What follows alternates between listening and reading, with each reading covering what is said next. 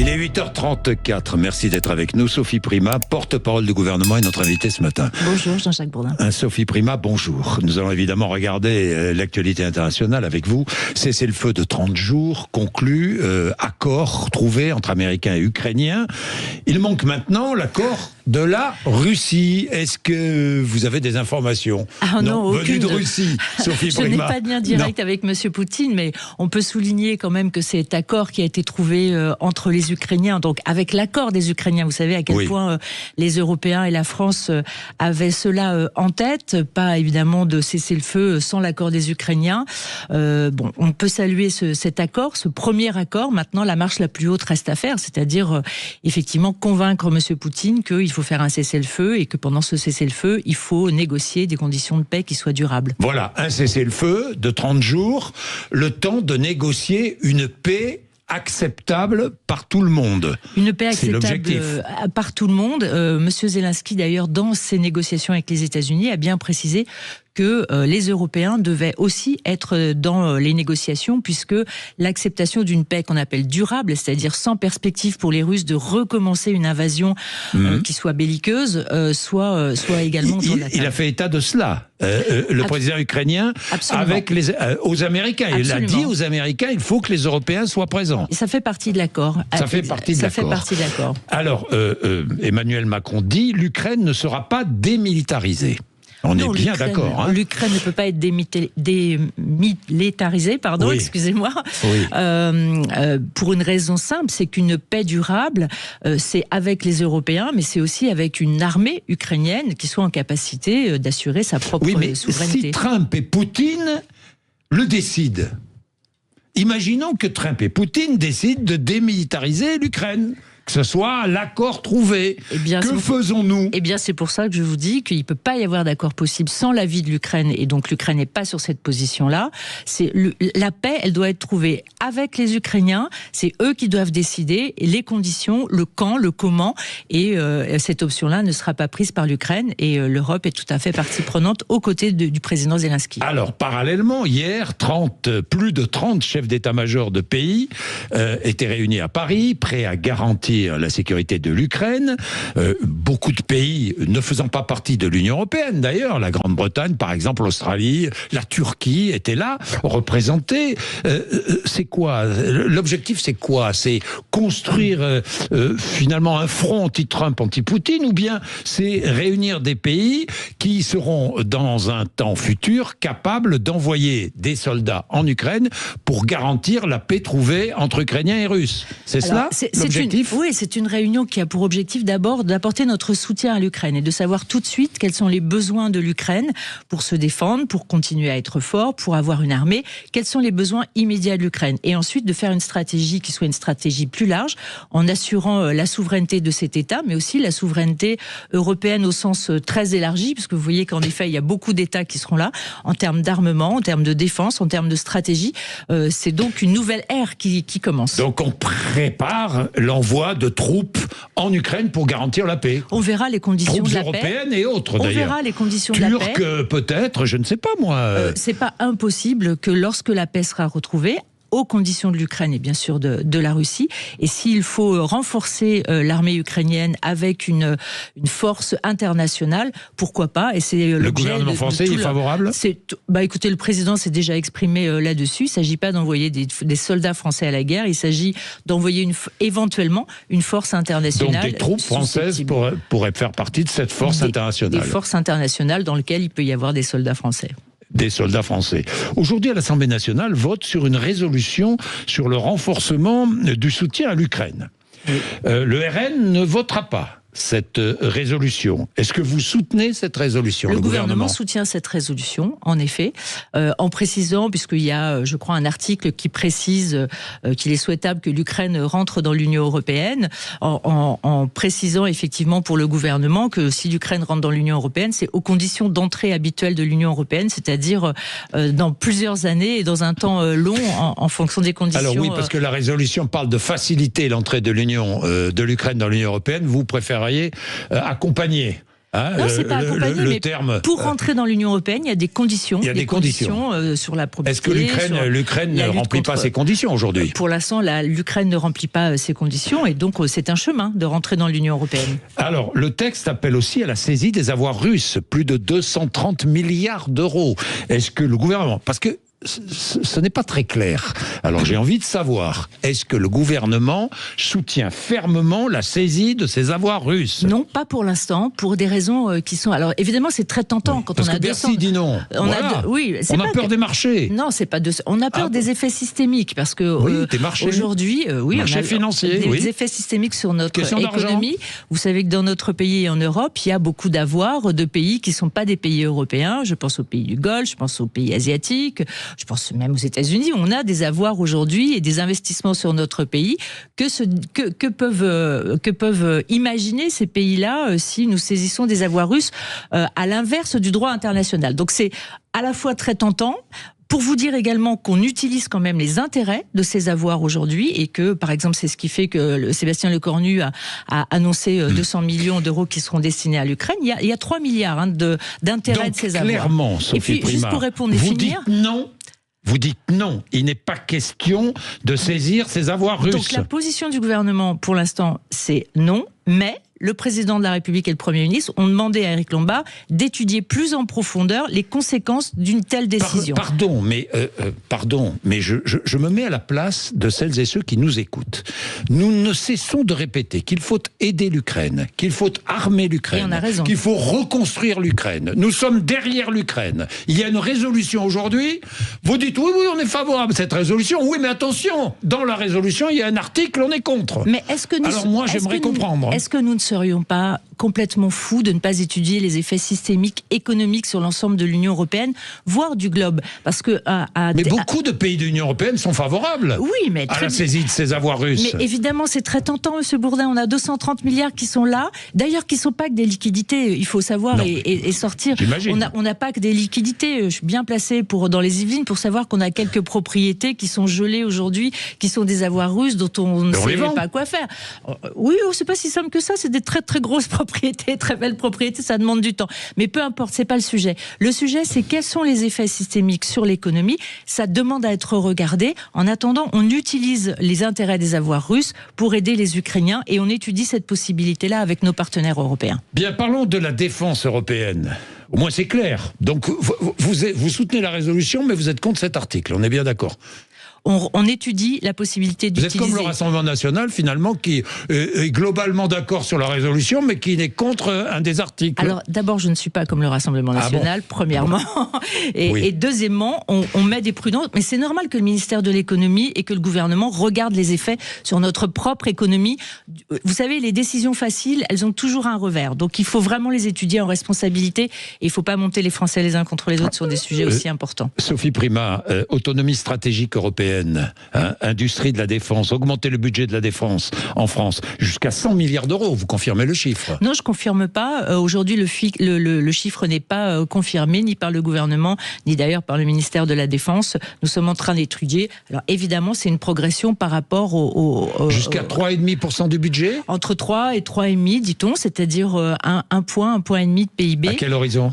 Dans un horizon plus rapproché que la loi de programmation militaire. Ça demandera donc une accélération des efforts. J'ai pas de date aujourd'hui. Dès l'année prochaine, dès le prochain budget? Écoutez, il est vraisemblable que des décisions dans ce sens soient prises. Je voudrais juste dire On va augmenter le budget de la défense dans le prochain budget? Probablement, c'est probablement une décision auquel il faudra faire face pour assurer notre souveraineté et nos ambitions au niveau français et international. Bien, il va falloir trouver de l'argent. Comment? Je sais pas, il y a plusieurs pistes. Livret spécifique, livret A, emprunt. Tout ça est à l'étude. Aucune décision n'est prise. Non, aucune décision n'est prise. Ce sont des décisions qui sont lourdes. Quand on monte d'un point de PIB, il faut bien se rendre compte, c'est pas un effort non plus démesuré et inatteignable. On dépense chaque année 56% de notre PIB en dépenses publiques. Donc ce qu'on demande, c'est un effort de 1% du PIB pour réarmer la France et lui permettre de faire face à ses obligations en termes de souveraineté et de défense au niveau français et au niveau européen.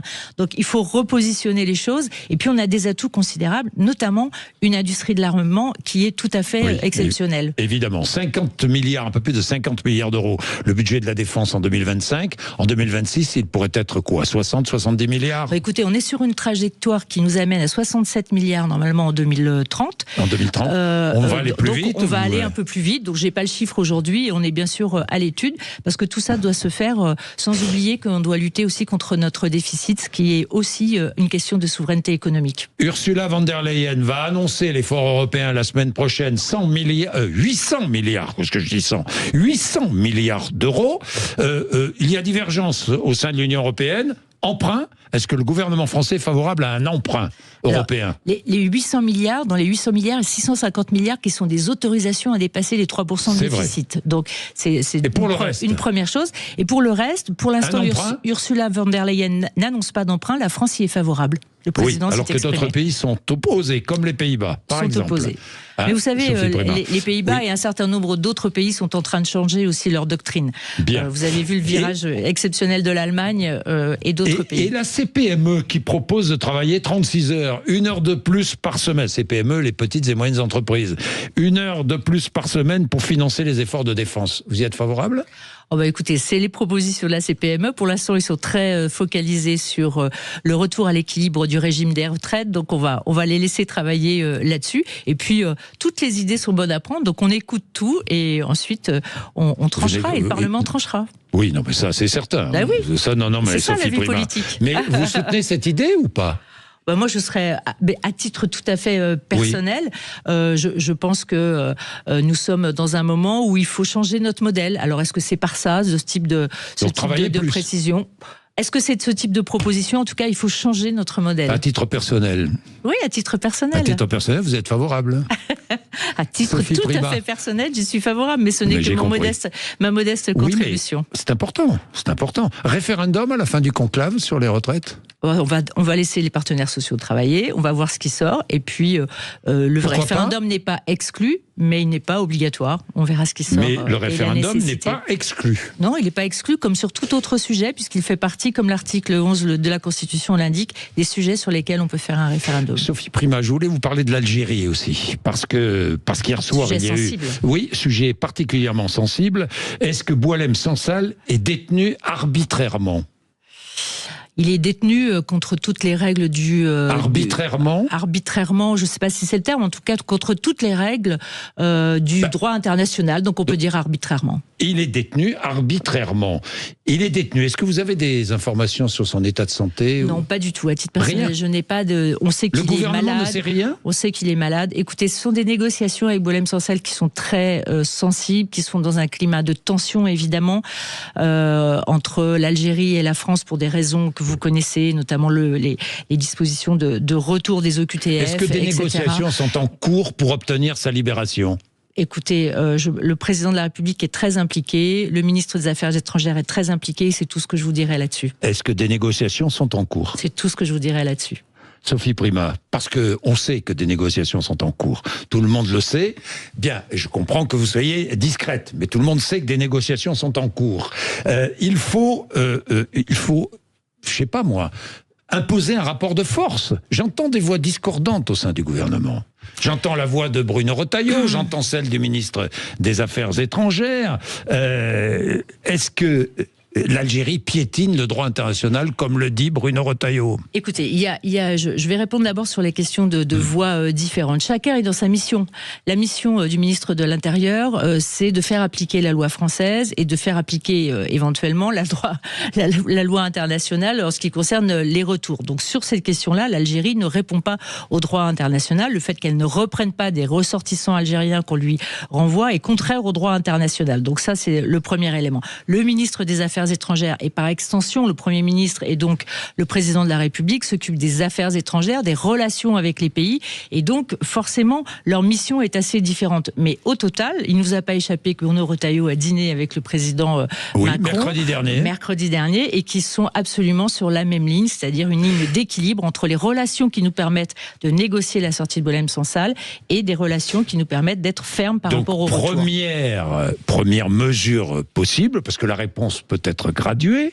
On est bien d'accord, Sophie Primas. Première mesure possible, réduction des visas. Réduction des visas, c'est une première mesure, notamment pour tous les dignitaires. Qui est envisagée. Et nous attendons... alors vous savez que la liste qui a été créée par le ministre de l'Intérieur et le garde des Sceaux est aujourd'hui prête. Elle va être envoyée aux autorités algériennes. On attend un geste de l'Algérie. Aujourd'hui, vous allez envoyer une liste aux autorités algériennes ou demain, dans de les personnalités. Pas de personnalité, d'OQTF, de personnes dangereuses sur le sol français, de nationalité algérienne, qu'on demande à l'Algérie de reprendre. Et si l'Algérie ne les reprend pas, eh bien, à ce moment-là, les premières mesures de rétorsion, mesures graduées, pourront être mises en place. Les visas, par exemple. Réduction de visas. Voilà. Bon.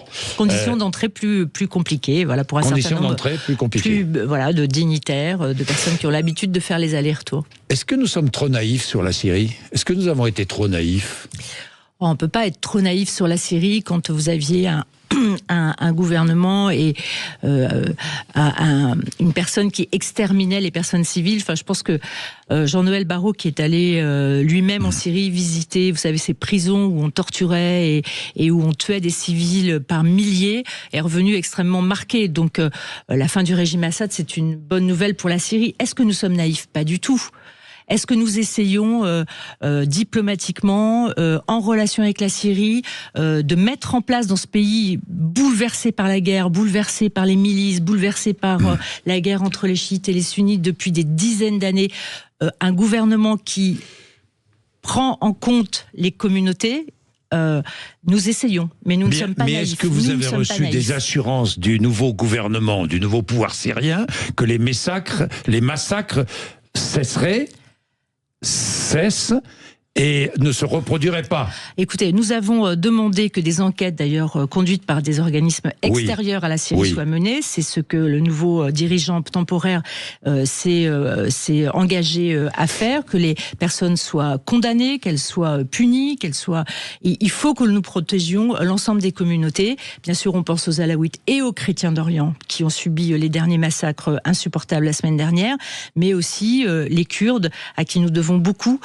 Il faut qu'on arrive à protéger ces communautés et en même temps à retrouver des relations avec la Syrie qui soient des relations apaisées, parce que la Syrie est un pays important pour nous, pour l'équilibre de cette partie du monde et pour la lutte contre le terrorismisme. Sophie Primas, où est passé François Bayrou ? Il travaille, comme l'ensemble du gouvernement. Mais parce qu'on le voit peu, on l'entend peu. Quel projet de loi important d'ici l'automne ? Par exemple, le narcotrafic, qui arrive dans les jours qui viennent. Demain, je reçois le ministre de la Justice, d'ailleurs, Gérald Darmanin. Voilà. Par exemple, la fin de vie. Par exemple, le projet de loi sur la simplification. Nous sommes au travail et nous faisons... les ministres sont peut-être trop discrets. Le Premier ministre prend la parole quand il le souhaite et quand il veut aborder un certain nombre de sujets qui lui semblent structurants, notamment les relations internationales ou l'objectif de réforme de l'État. Mais nous sommes le président de la République. Président de la République, et lui, il a aussi évidemment son mot à dire dans les conséquences que ça a pour la France.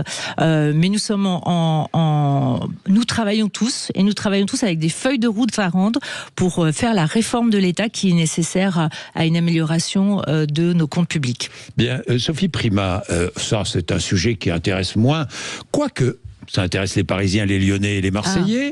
La fameuse loi PLM. Quelle est la position du gouvernement ? Vous êtes favorable Paris-Lyon-Marseille. Paris-Lyon-Marseille. Est-ce que vous êtes favorable au changement de mode de scrutin pour élire un maire ? Pourquoi ne pas, à Paris, Lyon et Marseille, faire comme on fait partout ailleurs en France ? Alors la différence entre ces trois communes, entre ces trois villes, entre ces trois communes très importantes, c'est qu'effectivement il y a des arrondissements à l'intérieur. Donc quand vous êtes dans une commune, vous n'avez pas de quartier, vous n'avez pas d'abord des élections de président de quartier ou de maire de quartier et ensuite des élections de maire.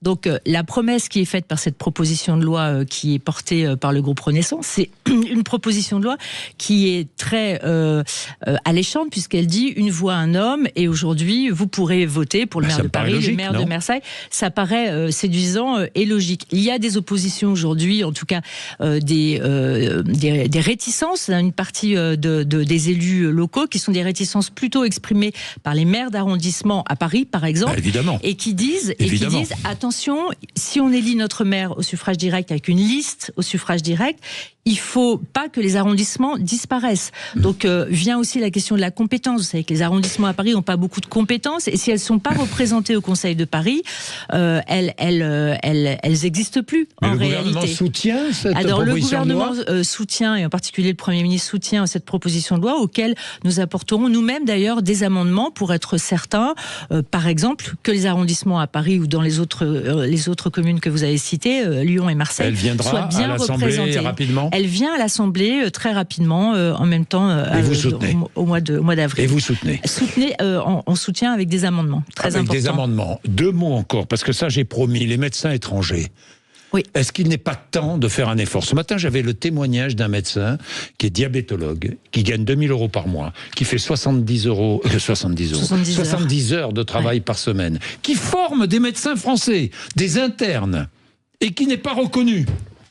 Alors, je ne peux vous répondre qu'à titre personnel, parce que c'est pas quelque chose qu'on a abordé, et je veux l'aborder avec Yannick Noder. Dommage, parce qu'il y a eu des promesses qui ont été faites et qui n'ont pas été tenues jusqu'à maintenant, par d'autres gouvernements précédents. Je peux vous dire à titre personnel, parce que dans les Yvelines, on a pas mal de médecins, et notamment de médecins syriens, voyez-vous, qui sont venus au début de la guerre, et qui ont du mal à se faire reconnaître. C'est un sujet, parce que ce sont des médecins à part entière. Maintenant, il est normal que nous reconnaissions les diplômes, que nous soyons sûrs que les diplômes de ces médecins soient équivalents à nos médecins. C'est souvent là que le bas blesse.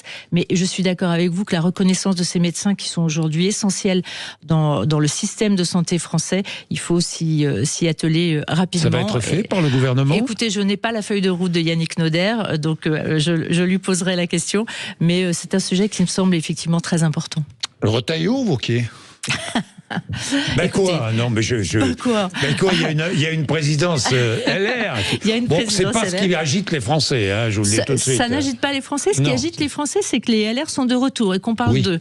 Donc, vous êtes satisfaite de ça, mais... Absolument, et je suis surtout satisfaite de voir qu'un ministre LR peut, sans renoncer à ce qu'il est, faire avancer les sujets qui lui tiennent à cœur. On peut être ministre et président d'un parti. Bien sûr, beaucoup dans sans aucun problème. Beaucoup dans le passé l'ont été. Je pense à Nicolas Sarkozy, qui exerçait toutes ces fonctions-là en même temps. Non, c'est très bien qu'on parle des LR, c'est très bien aujourd'hui. Donc vous avez choisi Bruno Retailleau ? Non, j'ai pas forcément choisi Bruno Retailleau. Je donnerai ma réponse lorsque d'abord j'aurai la connaissance de tous les candidats. Vous savez qu'on a jusqu'au 18 mars pour déposer sa candidature, et je ne désespère pas. On est déjà le 12. Hein. Ne désespère pas qu'une troisième candidature arrive. Je donnerai ma position. Enfin, entre les deux, vous penchez, quoi. Non, je connais les deux très bien. Je connais les deux très bien. Bruno Retailleau depuis 10 ans, puisqu'il a été mon patron de groupe lorsque j'étais sénatrice. Et Laurent Wauquiez, parce que en 2010, quand je deviens députée, je trouve séduisant cet homme qui a quelque chose à dire sur le modèle social. Et je m'embarque avec lui dans un mouvement qui s'appelait la droite sociale. Peut-être vous vous rappelez de ça. Oui, bien sûr. Donc je le connais bien. Je connais bien les deux hommes. Je connais leurs qualités. Et donc je choisirai en toute connaissance. Vous n'avez pas choisi, sincèrement, franchement. En tout cas, je garde ma décision pour moi. Vous avez choisi. Vous avez choisi. Je garde ma décision pour moi, Jean-Jacques Bourdin. Bon, Sophie Primas, merci. Il est 8h57. Vous êtes sur l'antenne de Sud Radio. Merci d'être avec nous.